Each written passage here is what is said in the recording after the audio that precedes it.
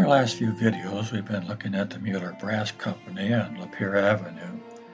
But before Mueller Brass was there was another factory there. And in 1910, it was a brand new factory owned by the Cass Motor Company. And they produced trucks, Cass motor trucks. And you see one here.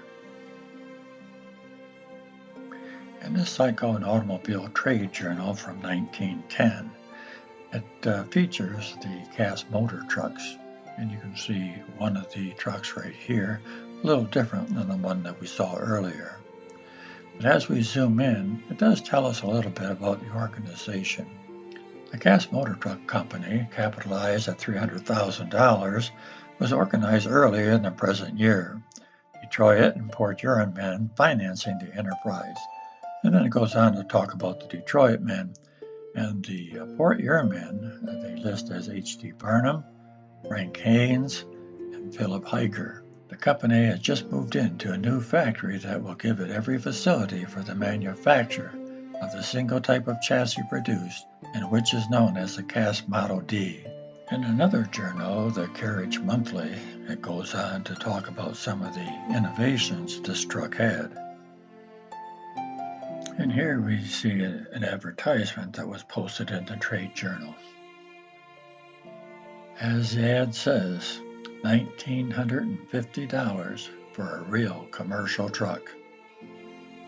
Here is a similar ad that was actually put out by the Farrell Auto Company out of Brooklyn, New York. So they sold these trucks in other places besides Port Huron. They had dealerships, I don't know, in every state, but certainly in other states as well. And of course, dealerships had showrooms, and we are lucky to have a photograph of one of these Cass trucks in a showroom. Let's take a minute and zoom in and look at this truck.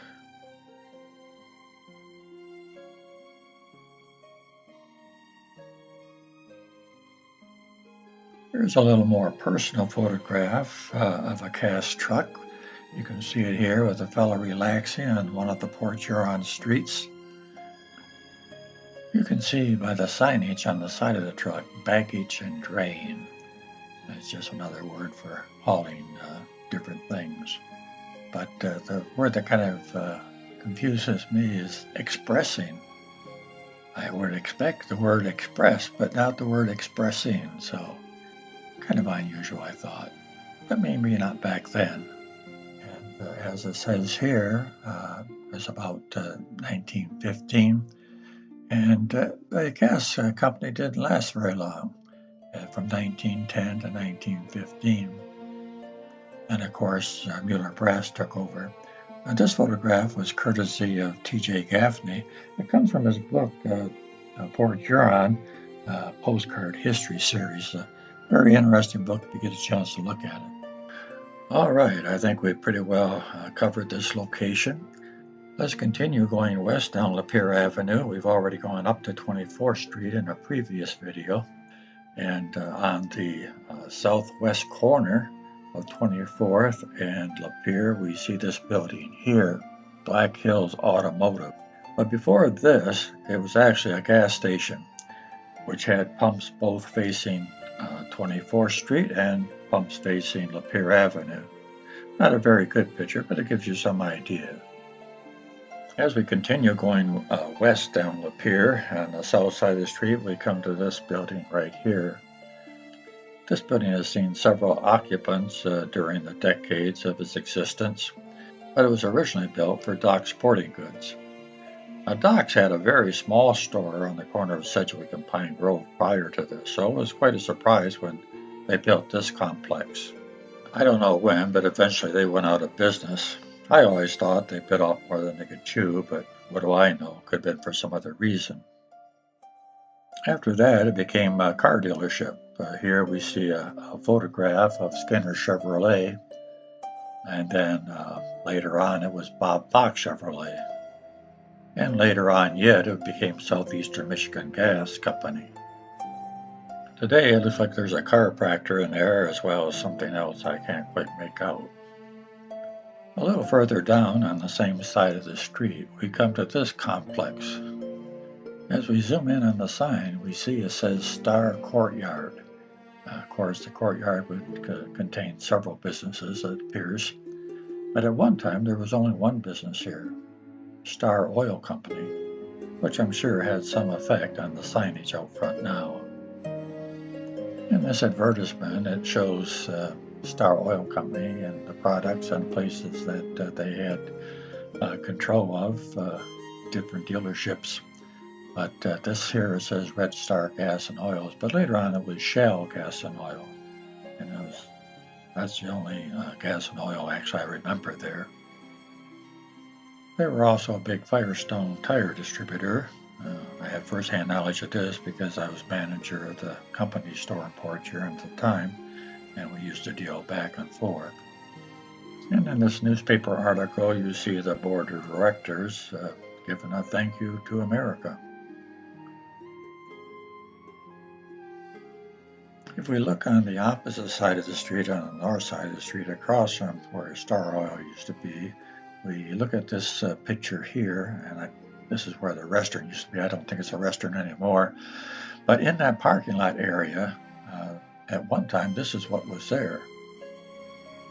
This was the Wedge Motor Court, one of many that was on Lapeer Avenue coming into Port Huron. At one time, probably as many as 12 to 15. Motor courts became very popular with the invention of the automobile.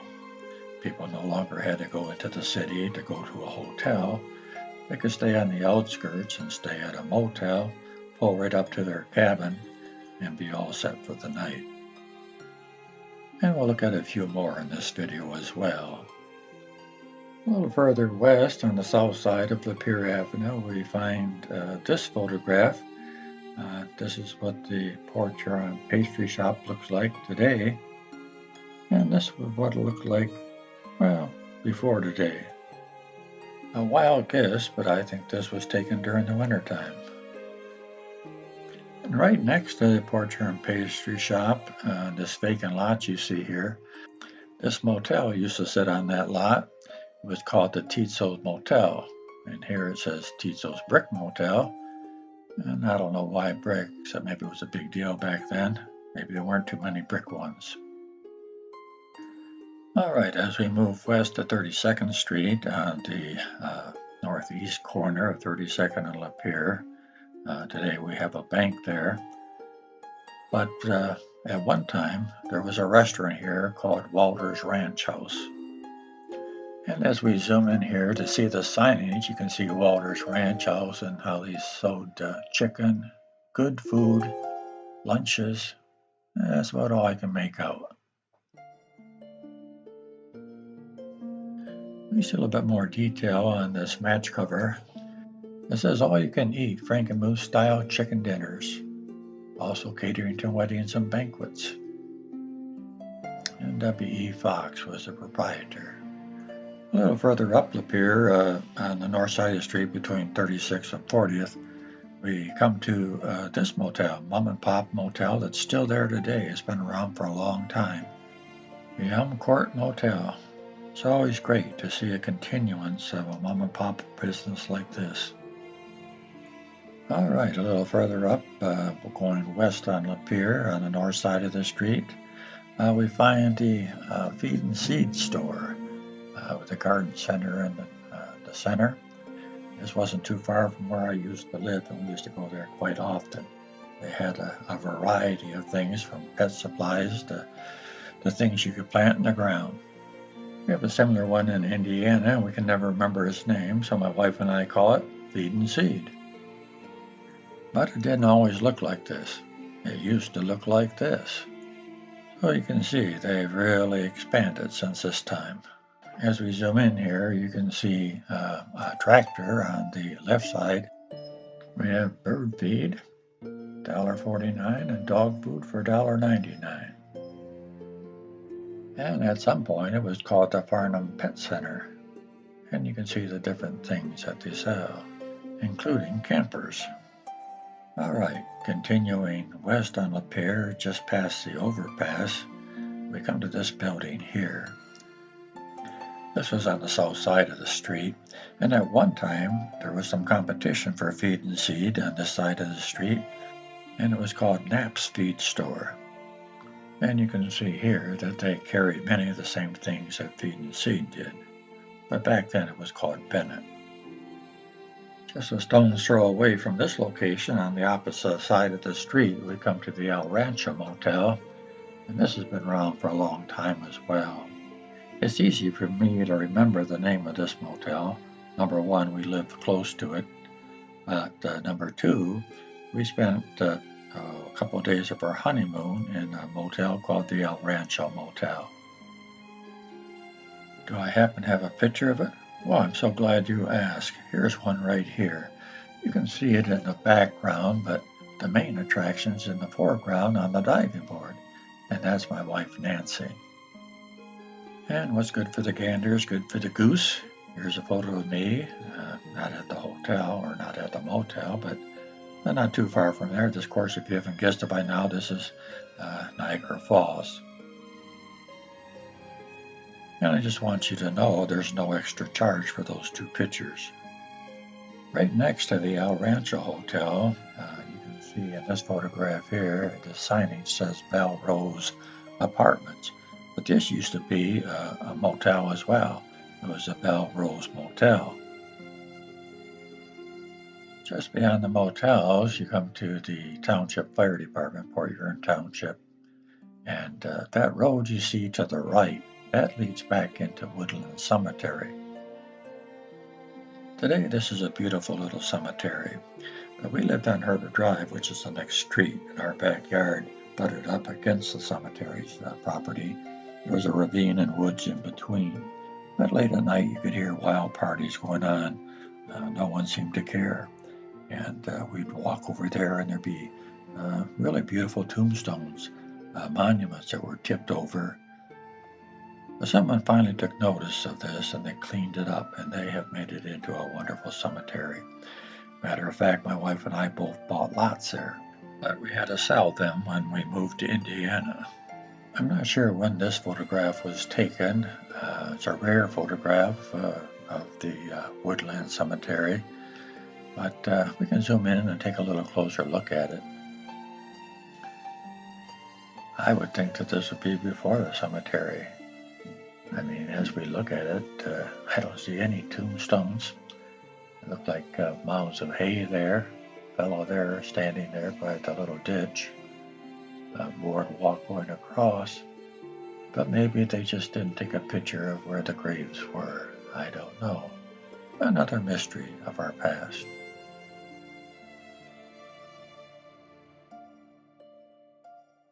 Across the street on the south side of Lapeer from the cemetery, you can see this building here. But at one time, this building here was there. This was a restaurant called the Highland House. And if we look here, you can see the signage as well. This was a pretty popular place back in the day. As we zoom back out, it gives you a look at the inside of their restaurant as well. I want to zoom in here again and show you one more thing. And that's if you look in the background next to the Highland House, you'll see another motel. And this was the Flamingo Hotel. And the Flamingo Hotel is still there today. And you can see the signage right here. All right, as we go a little bit further west on the northeast corner of Herbert Drive and Lapeer, we come to this building here. This is the flagship Federal Credit Union. And at one time, it was the Educational Credit Union. Before that, it was the Michigan National Bank. And many of you remember what was here before that, Ricky's Drive-In. This was a very popular hangout for the teens back in the 50s and 60s. I especially like this article that was written. They used the same picture in the article, but it tells you a little bit about this and what it was like back then. Do you remember one of the most beloved drive-in restaurants and popular hangouts for teens and young adults? Ricky's Drive-In was located at 3910 Lapeer Road in Port Huron Township. The site is now occupied by a Michigan Bank drive-through facility. Ricky's was built in 1955 by Russ and Marguerite Mays. Mr. and Mrs. Mays owned the restaurant through 1964 and made no secret that during those 9 years, Ricky's became a home away from home for many kids, some who are prominent residents in Port Huron. WTTH, now WPHM, radio personality Lee Van Dam was always advertising for us, Mr. Mays goes on to say. He knew where the kids were, and he knew how to reach them. We had the best customers in the world. We had the kids, and they knew enough to behave. They'd always be welcome. And while we're here, let's take a look at Ricky's menu. I sure like these prices. Yes, it was a different time.